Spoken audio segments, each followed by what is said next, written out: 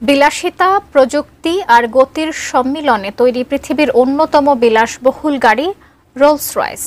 বাংলাদেশের রাস্তায় এত দামি গাড়ি দেখা পাওয়া অনেকটাই দুষ্কর।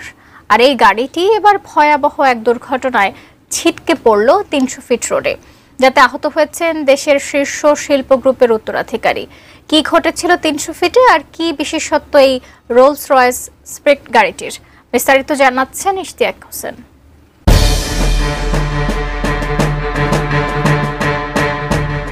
১৯ জুলাই স্বাভাবিকভাবেই গাড়ির ব্যস্ততা ছিল দেশের জনপ্রিয় সড়ক ৩০০ ফিটে। হঠাৎ করেই নীরবতা ছিঁড়ে একটি বিলাসবহুল রোলস রয়েস স্পেক্টর নিয়ন্ত্রণ হারিয়ে ধাক্কা মারে সড়কের মাঝের আইল্যান্ডে, আর মুহূর্তেই ছিটকে পড়ে রাস্তার উপর।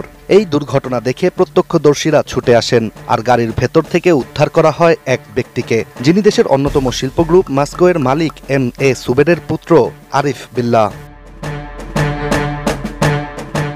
সম মার্কেটের সামনে ঘটে যাওয়া এই দুর্ঘটনায় যেন বিস্ময়ের ছায়া পড়ে যায় পুরো এলাকায়। বিলাসিতার প্রতীক হিসেবে পরিচিত রোলস রয়েস স্পেক্টর, যার প্রতিটি অংশ প্রযুক্তির শ্রেষ্ঠতা দিয়ে তৈরি করা, সেটি আজ দুমড়ে মুচড়ে পড়ে আছে রূপগঞ্জ থানার হেফাজতে। বিশ্বমানের থার্মিক্স রড, সালাম স্টিল থার্মিক্স, দেশের একমাত্র থার্মিক্স রড। স্থানীয় গণমাধ্যমের তথ্য অনুযায়ী আরিফ বিল্লাহ তার ভাই ও দুই বন্ধু সহ ঢাকায় যাচ্ছিলেন, আর গাড়িটি নিজেই চালাচ্ছিলেন তিনি। তবে ভয়াবহ ওই দুর্ঘটনায় আহত হন একমাত্র আরিফই। তাকে সাথে সাথে নিয়ে যাওয়া হয় রাজধানীর এভারকেয়ার হাসপাতালে, যেখানে এখনও তিনি চিকিৎসাধীন।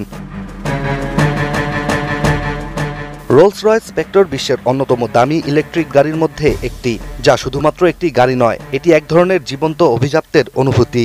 গাড়িটির নীরব গতি, হ্যান্ডক্রাফটেড ইন্টেরিয়র, ভেতরে থাকা স্টারলেট রুফ ও স্মার্ট সফটওয়্যার সিস্টেম, সব মিলিয়ে এটি যেন রাস্তায় চলমান এক ভাসমান প্রাসাদ।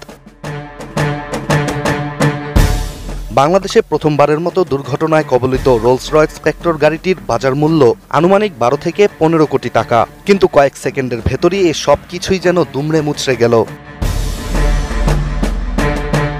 বাংলাদেশের রাস্তায় সুপার লাক্সারি গাড়ি চালানোর ক্ষেত্রে এই ঘটনা হয়তো একটি সতর্ক সংকেত হয়েই থাকবে, যেখানে শুধুমাত্র প্রযুক্তি বা বিলাসিতা নয়, চালকের মনোযোগ, রাস্তার